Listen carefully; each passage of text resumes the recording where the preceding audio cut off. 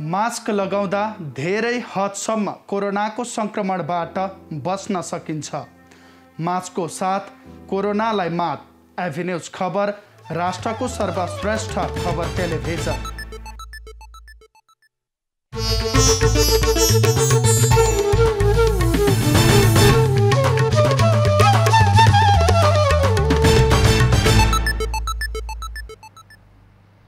Corona संक्रमितको उचित उपचार हरेक नेपालीलाई खोपको आधार। नमस्कार, यो एभिन्यूज खबरको संकेत हो। तपाई अहिले एभिन्यूज@7 मा हुनुहुन्छ। म प्रभा थापा। प्रारम्भमा मूल खबर। नेपालमा कोरोना संक्रमणको दर घट्दो। पछिल्लो 24 घण्टामा 4344 संक्रमित, 81 जनाको मृत्यु, 5748 कोरोना मुक्त।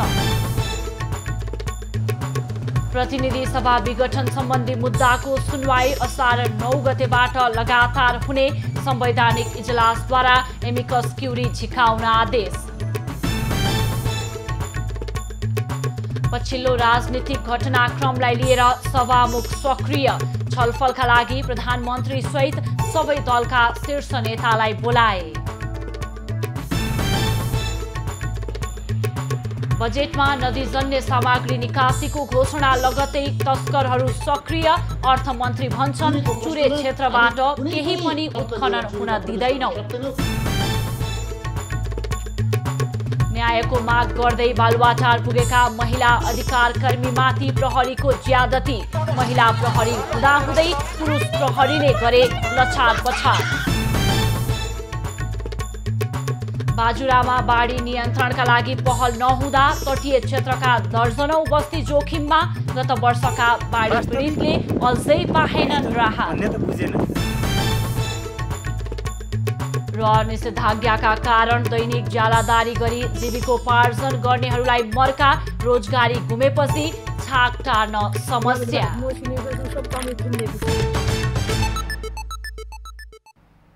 अब खबरको सिलसिला प्रारम्भ गरौं कोरोना संक्रमण सम्बन्धी प्रसङ्गबाट। नेपालमा थप 4344 जनामा कोरोना संक्रमण पुष्टि भएको छ। पछिल्लो 24 घण्टामा 12074 वटा नमुना पीसीआर विधिबाट परीक्षण गर्दा 3449 र 4568 वटा नमुना एन्टिजेन विधिबाट परीक्षण गर्दा 895 जना गरी कुल 4344 जनामा संक्रमण पुष्टि भएको हो। यो सँगै नेपालमा कोरोना संक्रमितको कुल संख्या 6,15,652 पुगेको छ। स्वास्थ्य तथा जनसङ्ख्या मन्त्रालयका अनुसार कोरोना संक्रमणका कारण पछिल्लो 24 घण्टामा 81 जनाको मृत्यु भएको छ भने 5768 जना संक्रमण मुक्त भएका छन्। यो सँगै कोरोना संक्रमणबाट ज्यान गुमाउनेको संख्या 8179 पुगेको छ। हालसम्म 5,10,278 जना संक्रमित निको भएका छन्। हाल देशभर 80,336 जना सक्रिय संक्रमित रहेका छन्।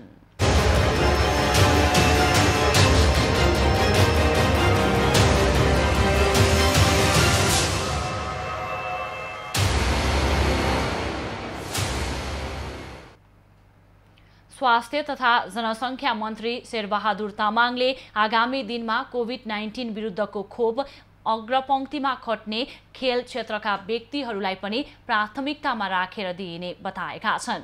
बुधबार नेपाल खेलकुद महासंघको ज्ञापन पत्र बुझ्दै मन्त्री तामाङले केही दिनमै कोभिड-19 विरुद्धको खोपको सन्दर्भमा सकारात्मक खबर आउने भन्दै अग्रपंक्तिमा खट्ने खेल क्षेत्रका व्यक्तिहरूलाई पनि प्राथमिकतामा राखिने बताएका हुन्।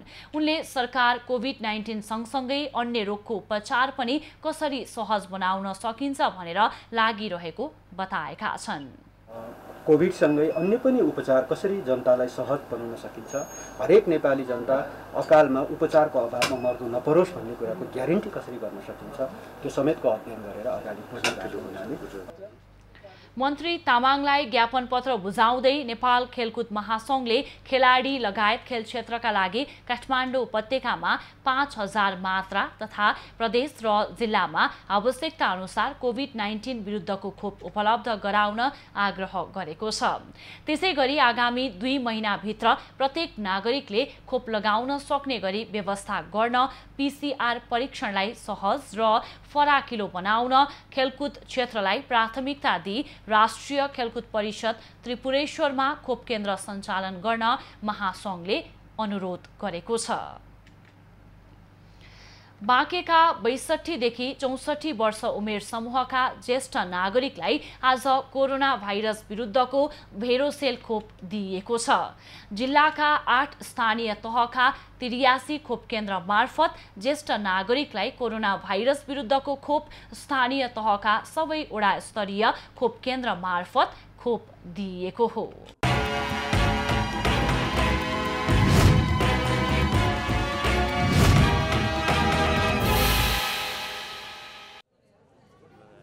जिल्लाका 62 देखि 64 वर्ष उमेर समूहका 8500 ज्येष्ठ नागरिकलाई दोस्रो चरणको भेरोसेल खोप दिन लागि जिल्ला स्वास्थ्य कार्यालय प्रमुख धीरजङ शाह बताउँछन्। उनले 62 देखि 64 वर्ष उमेर समूहका ज्येष्ठ नागरिक पहिलो चरणको खोप लगाउन छुटेका अग्रस्थानमा रहेर खटिने स्वास्थ्यकर्मी र पेट्रोलियम पदार्थ ढुवानी गर्ने चालक सहचालकलाई नेपाल भारत ओहोर दोहोर गरिराख्नुपर्ने भएकाले पहिलो प्राथमिकतामा राखेर खोप दिएको बताए। र यो पेट्रोलियम पदार्थ बोक्ने ढुवानी गर्ने ड्राइभरहरू उहाँका सहयोगीहरू र अलिग कर्मचारीहरू भनेर लक्ष्य तोकिएको लक्ष्य छ। यो यसपालिको चाहिँ खोपको लागि झन्डै जिल्लामा यी तिनटै समूह मिलाएर झन्डै 8500 जतिजनालाई हामीले खोप लगाउनु पर्ने लक्ष्य तोकिएको छ, लक्ष्य छ। पहिलो पटक खोप लगाउन पाएकोमा खुसी व्यक्त गर्दै नेपालगञ्ज उपमहानगरपालिका वडा नम्बर 4 की सत्यदेवी जोशीले सबै उमेर समूहलाई पनि कोरोना विरुद्धको खोपको व्यवस्था हुनु जरुरी रहेको बताइन्। तर यो खोप सबैले लगाउन पाए हुन्थ्यो भन्ने एकदम मेरो मनमा लागेर अरूलाई पनि साथीहरूलाई पनि 4-5 जना 8-9 जना जति बोलाएर ल्याएको छु मैले। अलि सबैलाई राम्रो होस्, बिरामी कसैलाई पनि नसरोस् भन्ने मन लागेको छ। कोरोना महामारीले भयावह भएको बाँकीमा सरकारले खोपको मात्रा बढाएर दिए सबै उमेर समूहका मानिसहरूले खोपको सेवा पाउन सक्ने भन्दै नेपालगञ्जवासीले सरकारको ध्यानाकर्षण समेत गराए। र अहिले यस्तो समय यति एकदम भयावह अवस्थामा पनि सुईहरूको समयमा अलिकति बढाएर अगर दिन सके भए अरू धेरै मान्छेहरूले चाहिँ फाइदा पनि लिन सक्थे, उनीहरूको स्वास्थ्यमा केही चिज हुन सक्थ्यो भन्ने हामीले आशा गरेका छौँ र सरकारले पनि त्यो विचार गरिदियोस् भन्ने हामी पूर्ण उसमा छौँ, विश्वास गर्छौँ। सुई भने राम्रो छ भन्ने हल्ला सुनेर पहिलो पटक लाउँदैछु। राम्रो छ भन्ने अन्तर्गत गइ पर्थ्यो, यसको पछि फल कस्तो दिन्छ त केही थाहा छैन। अरू ठिकै छ, अहिले लगाएर सबैले लगाउनु पाउनुपर्छ, चाहे दुखी गरिब जसले सुकै लाउनु पाउनुपर्छ। बाँकेका 8 स्थानीय तहमध्ये खोप लिनेमा नेपालगञ्ज उपमहानगरपालिका, कोहलपुर नगरपालिका, बैजनाथ, डडुवा, जानकी, खजुरा, नरैनापुर र राप्ती सोनारी गाउँपालिकाका 81 वडामा बिहान 10 बजेदेखि 4 बजेसम्म 62 देखि 64 वर्ष उमेर समूहका ज्येष्ठ नागरिकले कोरोना विरुद्धको खोप लिएका छन्। नेपालगञ्ज ब्युरोको रिपोर्ट।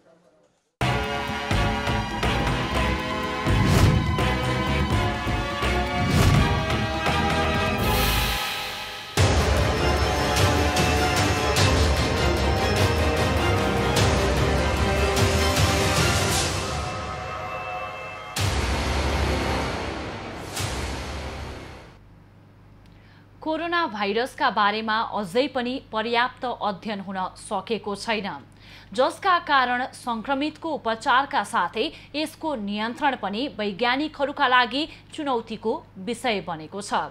यसैगरी संक्रमित व्यक्तिको मृत शरीरबाट भाइरस सर्ने कि नसर्ने विषयमा बहस भइरहँदा विज्ञहरूले भने अहिलेसम्म त्यस्तो तथ्य फेला नपरेको बताएका छन्। विश्व स्वास्थ्य संगठन WHO का अनुसार यदि आवश्यक सावधानी अपनाइएको छ भने मृतक शरीरबाट कोरोना संक्रमणको खासै डर हुँदैन।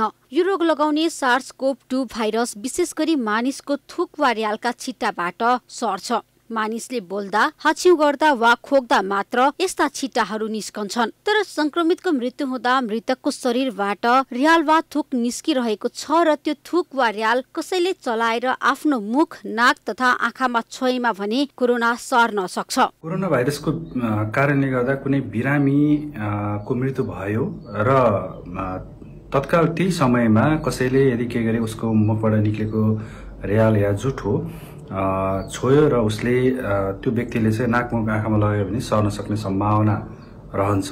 अहिलेसम्म मृत शरीरबाट जीवित मानिसमा कोरोना भाइरस सरेको कुनै पनि प्रमाण भेटिएको छैन। तर कोरोना संक्रमित व्यक्तिको मृत्यु भएको खण्डमा सब व्यवस्थापनमा भने सतर्कता अपनाउनु पर्ने हुन्छ, जसका लागि कोरोना संक्रमितको मृत शरीर छिटो भन्दा छिटो व्यवस्थापन तर्फ लाग्नु पर्दछ। सब व्यवस्थापनमा संलग्न व्यक्तिले व्यक्तिगत सुरक्षाका पर्याप्त उपायहरू अपनाउनु पर्ने हुन्छ। व्यवस्थापन गर्ने सबलाई कम मात्रामा चलाउने र छुनी गर्नु पर्दछ। यसको जुन सबको व्यवस्थापन गर्नको लागि चाहिँ यो अलिकति यो जुन सेफ्टी मेजर्सहरू छ, जुन हामीले PPE को कुरा गर्छौँ, त्यो चाहिँ प्रयोग गर्नुपर्छ भनेर भनेको कारण थियो। अब त्यो बेलामा अलिकति भावनात्मक रूपमा चाहिँ मानिसहरूले छुन सक्ने अथवा छुँदाखेरि विशेष गरेर अघि मैले भने जस्तै र्याल अथवा छिताहरू उसले छोला र छोएपछि चाहिँ उसले आफ्नो नाक, मुख, आँखामा लाग्दाखेरि चाहिँ सर्न सक्ने सम्भावना रह्यो। तसर्थ हामीले व्यवस्थापन गर्ने बेलामा चाहिँ विशेष होसियारी अपनाउनु पर्ने कारण थियो। WHO ले जारी गरेका निर्देशिकामा समेत इबोला जस्ता रक्तस्राव हुने खालका ज्वरो र हैजालाई छोडेर आम रूपमा मृतकको शरीरबाट संक्रमण नहुने उल्लेख गरिएको छ। एबी न्यूज खबरका लागि त्रिगुडा भट्टराई बस्नेत, काठमाडौँ। सर्वोच्च अदालतले सरकारसँग प्रतिनिधि सभा विघटन गर्नुको लिखित कारण माग गरेको छ। प्रधान न्यायाधीश चोलेन्द्र शमशेर जवरा, न्यायाधीशहरू दीपक कुमार कार्की, ईश्वर प्रसाद खतिवडा र डाक्टर आनन्द मोहन भट्टराईको इजलासले सरकारसँग लिखित जवाब माग गरेको हो। यो मुद्दामा असार 9 गतेबाट निरन्तर सुनवाई हुने भएको छ। नेपाली कांग्रेसका सभापति शेरबहादुर देउवा सहितका सांसदको रिटमा प्रारम्भिक सुनवाईपछि प्रधान न्यायाधीश चोलेन्द्र शमशेर जवराले असार 9 बाट निरन्तर सुनवाई गर्ने आदेश इजलासमा सुनाएका थिए। सांसदहरूको रिटमा बुधबार संवैधानिक इजलासमा प्रारम्भिक सुनवाई भएको छ। रिट निवेदकले मागे जस्तो अन्तरिम आदेश दिन भने सर्वोच्चले अन्तरिम आदेश दिन अस्वीकार गरेको छ। यस्तै संसद विघटनको मुद्दामा 9 असारबाट लगातार सुनवाई गर्ने पनि इजलासले निर्णय गरेको छ। यस्तै प्रतिनिधि सभा विघटन सम्बन्धी मुद्दाको सुनवाईका लागि सर्वोच्च अदालतले अदालतको सहयोगी झिकाउने आदेश गरेको छ। संवैधानिक इजलासले नेपाल बार एसोसिएसन र सर्वोच्च अदालत बारबाट दुईजना वरिष्ठ अधिवक्तालाई अदालतको सहयोगीका रूपमा झिकाउने आदेश गरेको हो। 2077 पुसमा भएको विघटनको मुद्दामा पनि सर्वोच्च अदालतले एमिकस क्युरी बोलाएर राय लिएको थियो। बुधबार शेरबहादुर देउवा सहितका सांसदहरूले दायर गरेको रिटमा प्रारम्भिक सुनवाईपछि संवैधानिक इजलासले सो आदेश गरेको हो।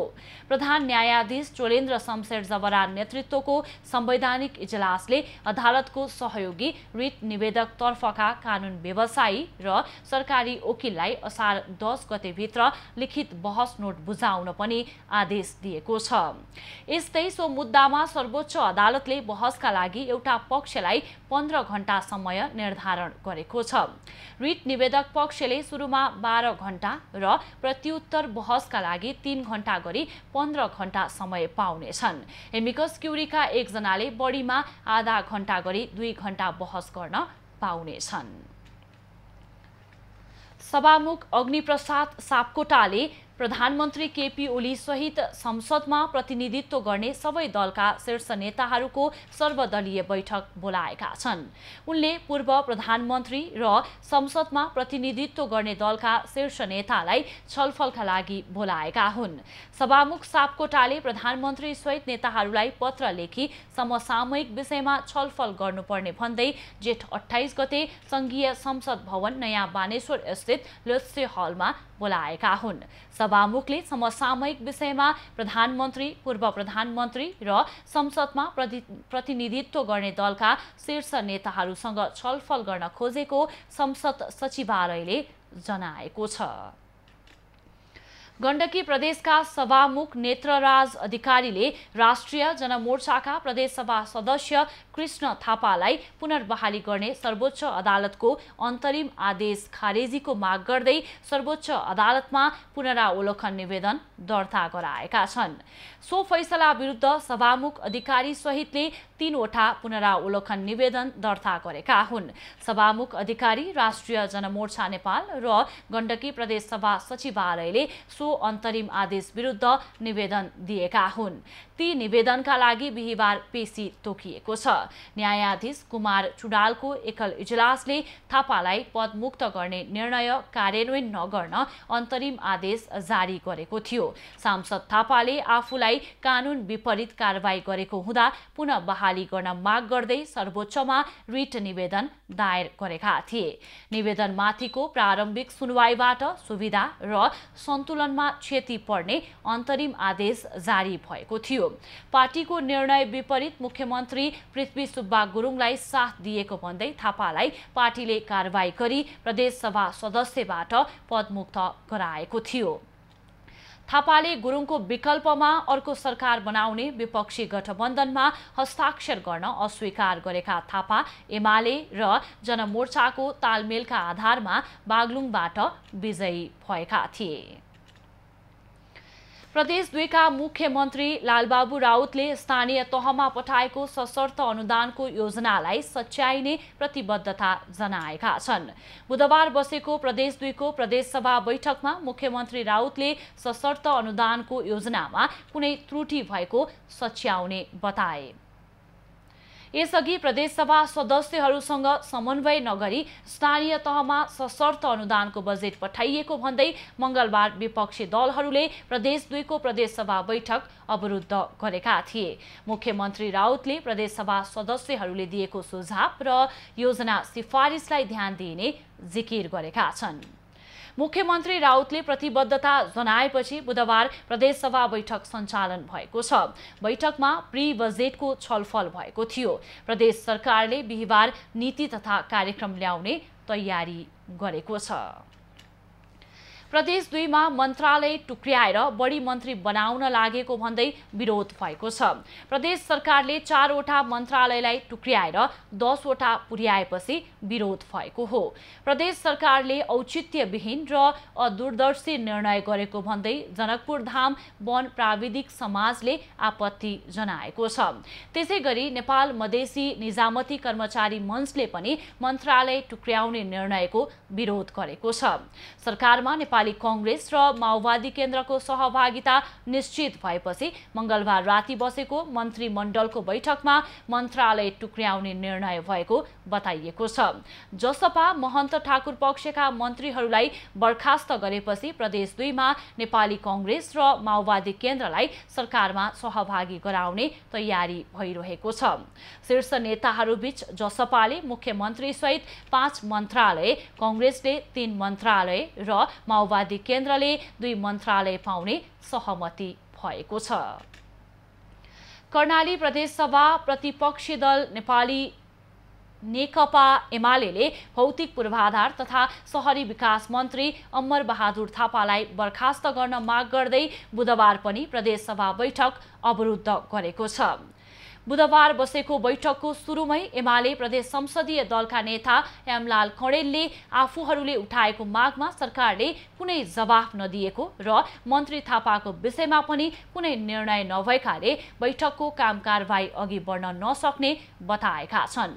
उनले सदनबाट बजेट ल्याउने कर्णाली सरकारको नियत नदेखिएको टिप्पणी पनि गरेका छन्। सबै दोष एमालेलाई देखाएर सरकारले अध्यादेश मार्फत बजेट ल्याउन खोजेको कणेलको आरोप थियो। हाउस अवरुद्ध छ, उसका कारणले बजेट, हाम्रो त चाहना थियो बजेट सरकार के संसदबाट ल्याउने, हाम्रो त चाहना थियो नीति कार्यक्रम त्यहाँबाट ल्याउने, तर सरकारको असली नियत जे भनेको थियो त्यो ठाउँबाट हिँडिरहेछ। दोषी करार व्यक्ति सभामा राख्ने स्थितिको अन्त्य र सुधार नगरेसम्म बैठक चल्न नदिने भन्दै एमालेका सदस्यले उठेर विरोध जनाएपछि बुधबार पनि बैठक स्थगित भएको हो। यसअघि मंगलबार र बुधबार पनि प्रदेश सभाको बैठक अवरुद्ध भएको थियो। उपप्रधानमन्त्री तथा अर्थमन्त्री विष्णुप्रसाद पौडेलले बजेट वक्तव्यको बुँदा नम्बर 179 मा कहीँ कतै पनि चुरेबारे उल्लेख नगरिएको भन्दै अनावश्यक रूपमा विवाद निकालिएको बताएका छन्। बुधबार नेपाल वातावरण पत्रकार समूहले ढुङ्गा, गिट्टी र बालुवाको निर्यात गर्ने नीति कति जायज भन्ने विषयमा गरेको बहस कार्यक्रममा उनले सरकारले चुरे क्षेत्रमा कुनै पनि प्रकारको हस्तक्षेप गर्न नदिने पनि स्पष्ट पारेका छन्। चुरेको संरक्षण गर्ने सरकारको अभिभारा रहेको भन्दै अर्थमन्त्री पौडेलले चुरे क्षेत्रबाट केही पनि उत्खनन तथा निकासी नगर्ने बताएका हुन्। कुनै पनि प्रकारको दोहन हुन दिँदैनौँ, त्यसको संरक्षण गर्छौँ, त्यो हाम्रो अभिभारा हो। मैले बारम्बार भनेको छु, एक डोको माटो र एक डोका ढुङ्गा हामी चुरेबाट उत्खनन गर्दैनौँ, त्यहाँबाट निकासी गर्दैनौँ। चुरेको प्रश्नमा हामी कुनै पनि तर्क वा कुनै पनि शर्त लिएर चुरीमा प्रवेश गर्न सक्दैनौँ, प्रवेश गर्नु हुँदैन। अर्थमन्त्री पौडेलले सिद्धबाबाको डाँडा नकाटिने बताएका छन्। पौडेलले सिद्धबाबाको डाँडा नकाटिने स्पष्ट पारेका हुन्। चुरेको दहन र उत्खननबाट बचाउनका निम्ति र यात्रालाई सुरक्षित गराउनको निम्ति सुरुङ मार्गको निर्माण गरिने पनि बताए। यात्रा सुरक्षित गर्ने होइन, त्यहाँ सुरुङ मार्गको व्यवस्थित प्रबन्ध गरेर, सुरुङ मार्गको प्रबन्ध गरेर चुरेको दोहन उत्खननबाट हामीले जोगिनु पर्दछ भन्ने त्यो मान्यताका साथमा सिद्धबाबामा डाँडो खन्ने होइन, डाँडो सम्झाउने होइन, त्यहाँको खनिजन्य पदार्थलाई उत्खनन गर्ने होइन, त्यो वास्तवमा त्यहाँ सुरुङको प्रबन्ध गर्नुपर्छ। बहस कार्यक्रममा विज्ञहरूले ढुङ्गा, गिट्टी निर्यात गरेर व्यापार घाटा कम गर्नु हास्यास्पद योजना भएको भन्दै पुनर्विचार गर्न आग्रह गरेका छन्। उनीहरूले पर्याप्त संरचना र कमजोर अनुगमनका बीच यो नीति कार्यान्वयन भए चुरे क्षेत्रको विनाश हुने र तराई मधेस मरुभूमिमा परिणत हुने तर्क गरेका थिए। सरकारले बजेट सार्वजनिक गरेपछि ढुङ्गा, गिट्टी तस्करहरू सक्रिय बनेको भन्दै विनाशबाट जोगाउन तत्काल कदम चाल्न समेत आग्रह गरेका थिए। हिमालय, महाभारत र चुरे श्रृङ्खला एक अर्काका परिपूरक रहेको उल्लेख गर्दै एउटालाई चलाए अर्को पनि प्रभावित हुने सत्यलाई स्वीकार्न सरकारसँग आग्रह गरेका थिए। सरकारले बजेट मार्फत बालुवा, गिट्टी, ढुङ्गा निकासीको घोषणा गरेपछि उत्खनन गर्न पल्केका समूह फेरि सलबलाउन थालेका छन्। क्रसर उद्योगलाई मोहत्तरीको गौशाला नगरपालिकाको बाँके नदीमा पछिल्लो समय मनलाग्दी उत्खनन गरिरहेको छ।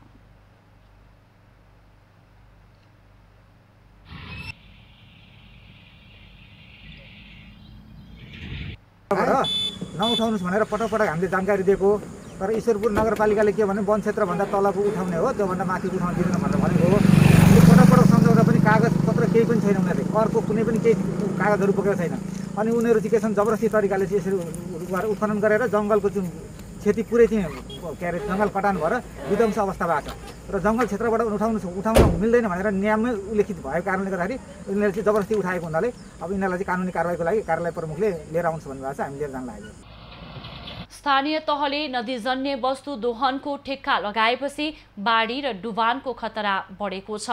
उत्खननमा पल्केका संगठित समूहले ठेक्काको आडमा ती क्षेत्रबाट ढुङ्गा, गिट्टी निकासी हुन थालेपछि यसको तीव्र विरोध भएको थियो। तर विरोधका बावजुद पनि क्रसरले दिनहुँ नदी खोतल्दा पनि कारबाही गरिएको छैन। बाँके खोलामा नदीजन्य पदार्थ उत्खनन र निकासी गर्न मोहत्तरीको गौशाला नगरपालिका र सर्लाहीको ईश्वरपुर नगरपालिकाले आलोपालो ठेक्का लगाउँदै आएका छन्। गत वर्ष गौशालाले ठेक्का लगाएको थियो। यसपटक ईश्वरपुरले मङ्सिर 1 मा जनकपुरको शिवम कन्स्ट्रक्सनलाई 1 करोड 8 लाख रुपैयाँमा ठेक्का दिएको हो। सम्झौतामा प्रारम्भिक वातावरणीय परीक्षण प्रतिवेदन अनुसार ईश्वरपुर 13 श्रीनगर घाटटोल स्थित बाँके खोलाबाट 5 फिट गहिराई र 4,50,080 प्रति घनमिटर गिट्टी बालुवा निकाल्न मिल्ने उल्लेख छ। तर चुरेको भाबर क्षेत्रलाई गम्भीर असर पर्ने ठूला यन्त्र प्रयोग गरेर 10 फिटसम्म खाल्डो खनेर ठेकेदारले खोलामा चरम दोहन गरिरहेका छन्। रात दिन मसिन प्रयोग गरेर ढुङ्गा गिट्टी बालुवा निकासी भइरहेको छ। अहिले हरेक जसो खोलामा एक्सकाभेटर र ट्रिपरको लाइन देखिन्छ। अब बाँकी खबर। चितवनकी सविता भण्डारीका लागि न्यायको माग गर्दै बालुवाटारमा प्रदर्शन गर्न पुगेका मृतकका आफन्त र महिला अधिकार कर्मीमाथि प्रहरीले ज्यादती गरेको छ। प्रदर्शन स्थलमा ठूलो संख्यामा महिला प्रहरीको उपस्थिति रहेको भए पनि प्रदर्शनकारी महिलालाई पुरुष प्रहरीले लछारपछार गरेको थियो।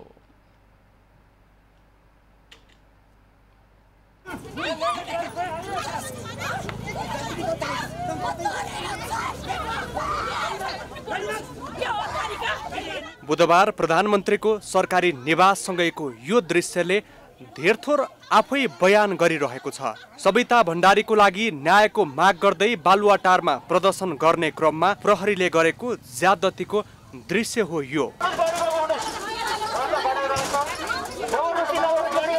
प्रदर्शन स्थलमा ठूलो संख्यामा महिला प्रहरी भए पनि यी पुरुष प्रहरीले देखाएको क्रियाकलापले समग्र प्रहरी प्रशासन माथि नै प्रश्न उठाएको छ।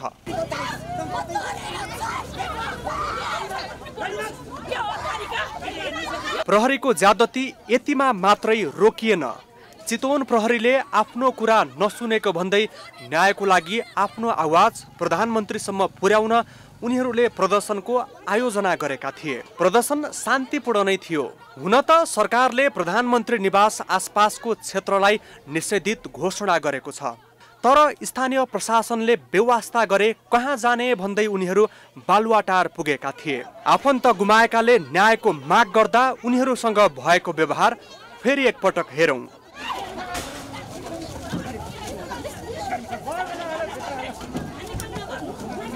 मृतक भण्डारीका आफन्त र अधिकार कर्मीले बालुवाटार घेराउ गर्न खोज्दा त्यहाँ सामान्य झडप पनि भएको थियो। यद्यपि यो झडपमा कोही गम्भीर तरिकाले घाइते भने भएका छैनन्।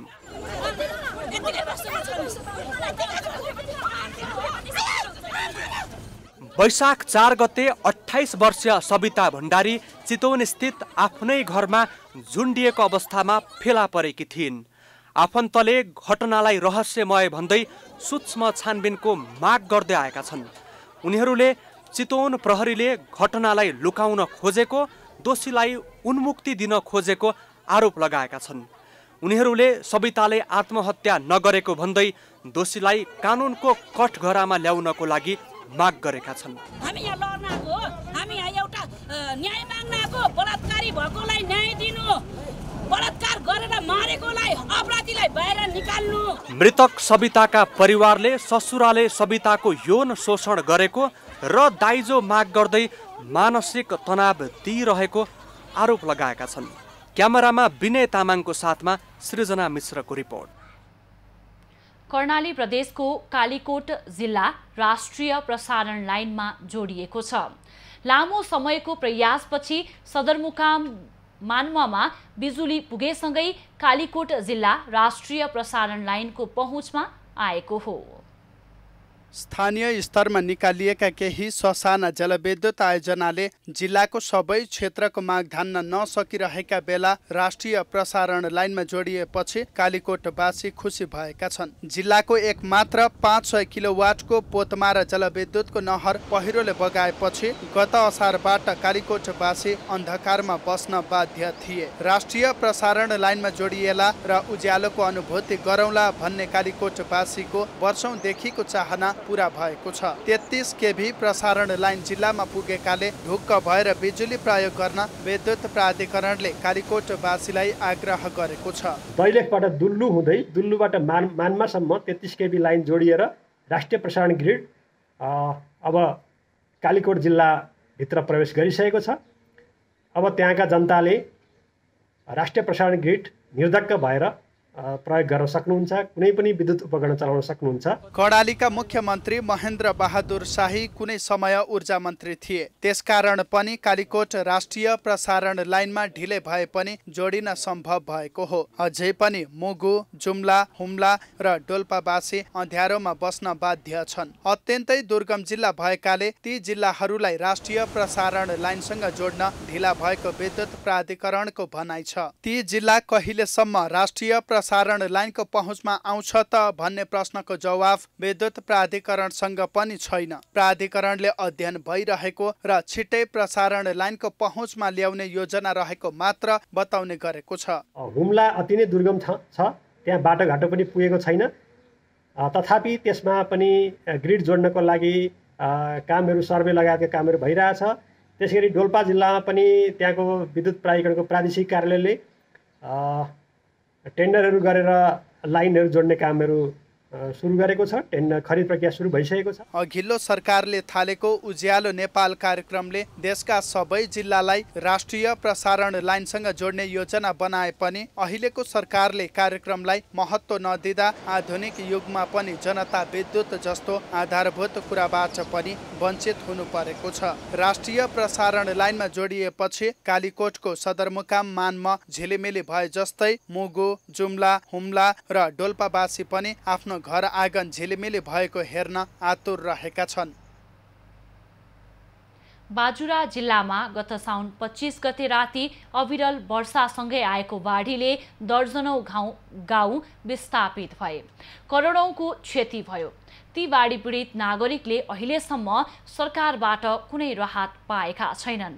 तत्कालीन अवस्थामा पालहरू दाल चामल दिए पनि दीर्घकालीन योजना नबनाएकै कारण आउने वर्षाको समयमा पनि दर्जन भन्दा बढी बस्तीहरू जोखिममा छन्।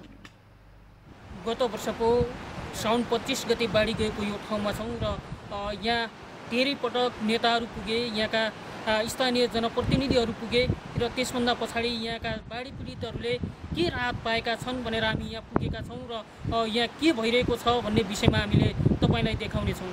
गौमूल गाउँपालिका, बडीमालिका नगरपालिका, बुढीगङ्गा नगरपालिका र त्रिवेणी नगरपालिकाका तटीय क्षेत्रमा जोखिम बस्तीको व्यवस्थापनमा कसैको ध्यान गएको देखिँदैन। नदीको बहावसँगै तटीय क्षेत्र कटान गर्दा दर्जनौं बस्ती बगाएको छ, तर यी बस्तीको संरक्षणका लागि तिनै तहका सरकारबाट कुनै पहल भएको देखिँदैन। गएको साउन 25 गते बाढीका कारण जिल्लाका 1 गाउँपालिका र 3 नगरपालिकाका दर्जनभन्दा बढी बस्तीहरू जोखिममा परेका छन्, तर राज्यका कुनै पनि निकायबाट सहुलियत नपाएको स्थानीयको गुनासो छ। मान्छे नहुनेको तपाईँको कोही छैन हेर्नुहोस्, एकचोटि आयो भन्यो सिद्धियो। अब वास्तविक पीडित हुन् भन्ने त बुझेन नि त। त्यो सँगै बाजुरा जिल्लादेखि अछामको साफेसम्मका तटीय क्षेत्रमा रहेका बस्ती जोखिममा रहेका बेला तत्कालीन गृहमन्त्री रामबहादुर थापा करोडौं खर्च गरेर हेलिकप्टर चार्टर गरी अनुगमनमा पुगेका थिए। उनीसँगै प्रदेशका मन्त्री समेत बाजुरा पुगेर बाढी पीडितलाई विभिन्न आश्वासन दिए, तर काम भने केही नगरिदिएको स्थानीयले गुनासो गरेका छन्। हामीलाई घर टिको चाहियो, नानो कमाउने हामीलाई जग्गा चाहियो, हामीले खाने गाँस र बस्ने बास हामीले हुनैपर्छ हजुर, न त हामीले बाँचेर कहाँ जाउँ, हामी कहाँ जाउँ, यही गङ्गाका तीरमा बसेका छौँ। तत्कालीन गृहमन्त्री रामबहादुर थापाले बाजुरा पुगेर तत्काल राहत र उद्धारका कार्यहरू गरी दीर्घकालीन योजनाहरू पनि तत्काल लागू गर्ने भनेका थिए। तत्कालीन गृहमन्त्री थापाले दिएका आश्वासन अहिलेसम्म पनि पूरा हुन सकेको देखिँदैन। करोडौंको हेलिकप्टरमा बाजुरा पुगेका मन्त्री थापाले यस्तो भनेका थिए। यो आवागमनलाई, यातायातलाई चाहिँ सुचारू गर्ने कुरामा सरकारले विशेष ध्यान दिनेछ। जो पुलहरू यो भत्किएका छन्, ढुलङ्गे पुलहरू, पक्की पुलहरू, अझ धेरै जस्तो त यही नगरपालिकाका पुलहरू बगाएको चाहिँ छ र यी पुलहरूलाई छिटोभन्दा छिटो पुनर्निर्माण गर्ने कुरामा सरकार लाग्नेछ। यो प्रतिबद्धता पनि म जाहेर गर्न चाहन्छु। बडीमालिका नगरपालिकामा मात्रै गएको वर्षाको समयमा 1 जना मान्छे सहित घर छाना 1,20,394 वर्ग किलोमिटर खेतीयोग्य जमिन बगाएको तथ्याङ्क रहेको छ। सो नगरपालिकामा 7वटा बस्ती बाढी र पहिरोको उच्च जोखिममा रहेका छन्।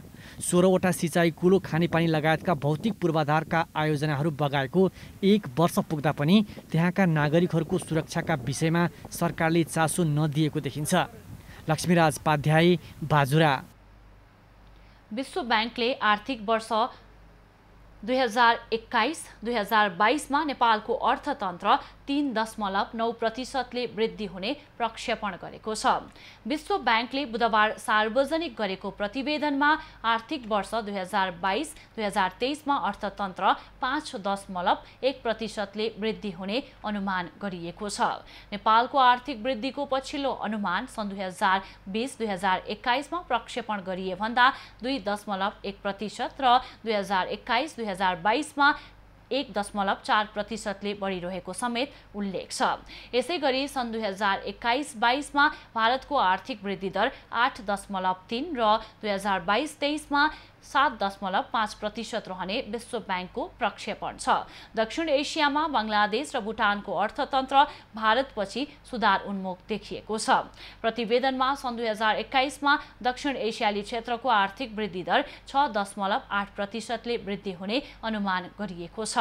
यो अनुमान यसअघि प्रक्षेपण गरिए भन्दा 3.6% बढी हो।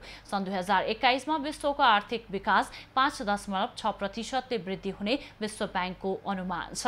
तर कोभिड-19 को आगामी लहरहरू, आर्थिक तनाव र उच्च ऋणको कारण विश्व अर्थतन्त्रमा जोखिम कायमै रहेको निष्कर्ष पनि विश्व ब्याङ्कको रहेको छ।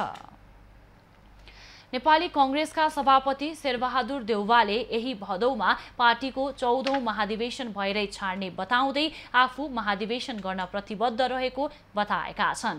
आज एक विज्ञप्ति जारी गर्दै सभापति देउवाले महाधिवेशन गर्ने विषयलाई विवादित बनाउने तथा कसैले महाधिवेशन चाहेको र कसैले नचाहेको देखाउने गरी आएका अभिव्यक्ति उचित नभएको समेत बताएका छन्। सभापति देउवाले महाधिवेशनका विषयलाई लिएर कसैले भ्रममा पार्ने र कोही भ्रममा पर्ने काम नगर्न समेत आग्रह गरेका छन्।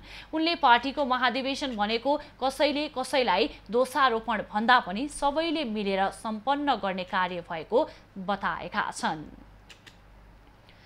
कोरोना नियन्त्रणका लागि भनेर डोटी जिल्लामा निषेधाज्ञा जारी गरेको 1 महिना पुगिसकेको छ। निषेधाज्ञाका बेला कुनै पनि निकायले मतलब नगर्दा दैनिक मजदुरी गरेर जीवन निर्वाह गर्नेहरू मर्कामा परेका छन्। लुगा सिएर दैनिकी चलाउँदै आएकी शिखर नगरपालिका 1 की शर्मा नेपाली लामो समयदेखि रोजगारविहीन बनेकी छन्। जीविकोपार्जनको आधार नै लुगा सिउने पेसा बन्द हुँदा उनलाई छाक टार्न समेत समस्या भएको छ। सिलाइबाट खाने मान्छे यहाँ लकडाउन गरी कसैले सिलाइबाट खाने मान्छे कसैले सिलाएको पैसा भइरहेको छ। यहाँ पनि आउनु पाउन लागेको छैन। यहाँ पनि मसिनी सब तामै थुनिएकी छन्। 1 महिना अघि मात्र उहाँकी बुहारीको कोरोनाको कारण मृत्यु भएको थियो। बुहारीको मृत्युपछि 4 नाति नातिना लगायतको परिवारको पालन पोषणको जिम्मा उनकै काँधमा आएको छ। तर महामारीको दोस्रो लहर चलेपछि स्थानीय प्रशासनले निषेधाज्ञा जारी गर्दा कयौं दिन भोकभोके बस्नु परेको उनको भनाइ छ। राशन पानी पाइने हो भन्ने हैगना भई अब ल ठीक छ। हामीलाई खाना सुमेछ नानो सरकारबाट मिलेपछि नानो खाउला भन्ने आशा थियो हमरा।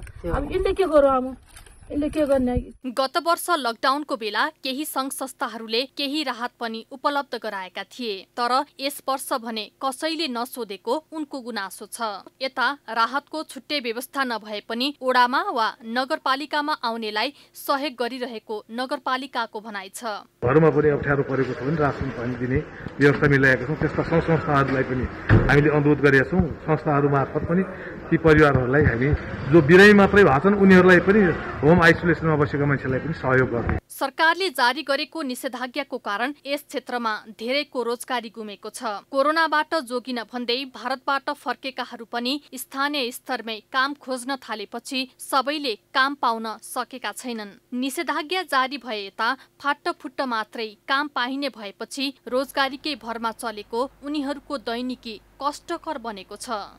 डोटीबाट तेजु ओलीको रिपोर्ट।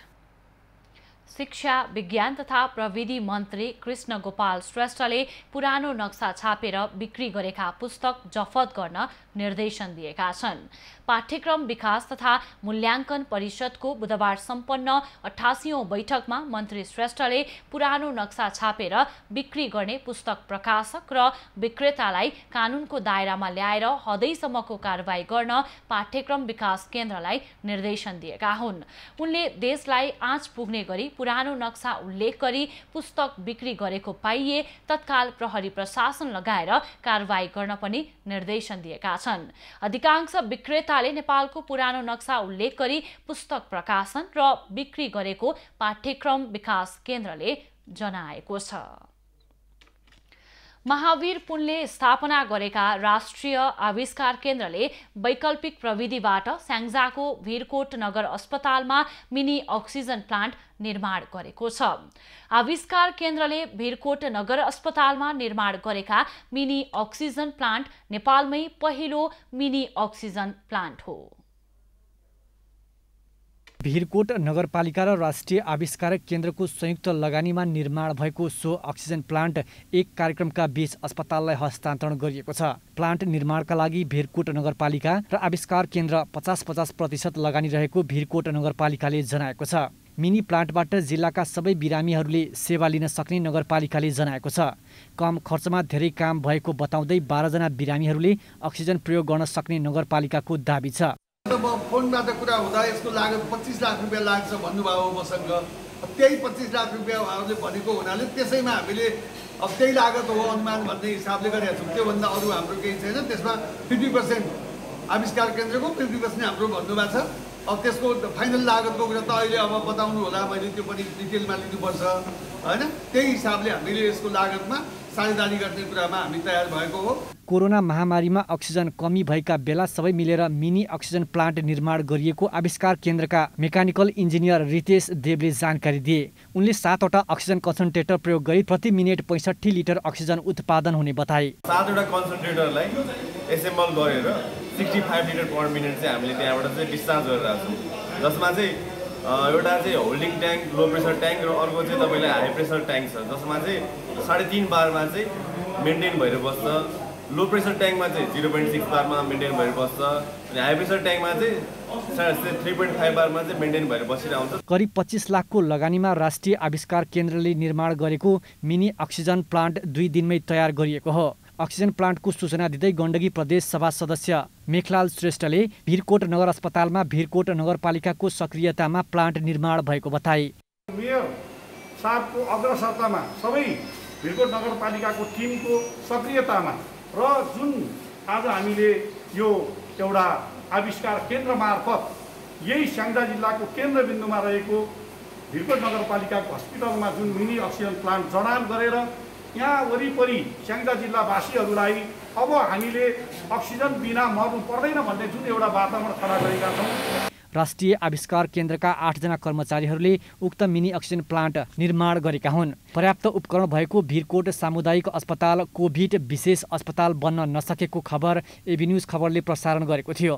खबर प्रसारण पश्चात राष्ट्रिय आविष्कार केन्द्र र भिरकोट नगरपालिकाको संयुक्त लगानीमा प्लान्ट निर्माण भएको हो। रोशन लामिछाने, स्याङ्जा। काठमाडौँको नयाँ बानेश्वर चोकमा आकाशे पुलको ट्रस्ट राखिएको छ।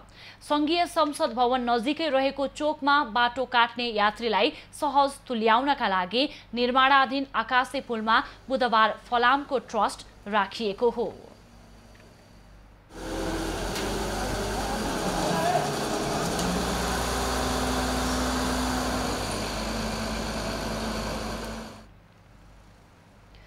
बानेश्वर चोकबाट पश्चिमतर्फ 50 मिटरको दूरीमा रहेको पुलले आवत जावत र ट्राफिक व्यवस्थापनलाई सहज बनाउने अपेक्षा गरिएको छ। काठमाडौँ सडक डिभिजन कार्यालयका अनुसार पुल यसै आर्थिक वर्षमा प्रयोगमा आउनेछ। 38 मिटर लम्बाइ पुलको निर्माण लागत 3 करोड 10 लाख रहेको छ। अब पालो एबी न्युज एट मौसमको।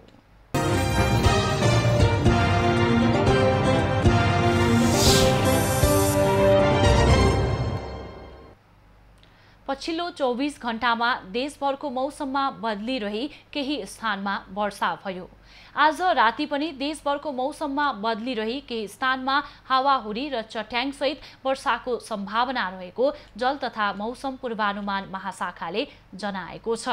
आज काठमाडौँ उपत्यकाको अधिकतम तापक्रम 32 डिग्री सेल्सियस र न्यूनतम तापक्रम 21 डिग्री सेल्सियस मापन गरियो। आज देशभरको मौसम कस्तो रह्यो त? हेरौं देशका विभिन्न स्थानको मौसमी अवस्था।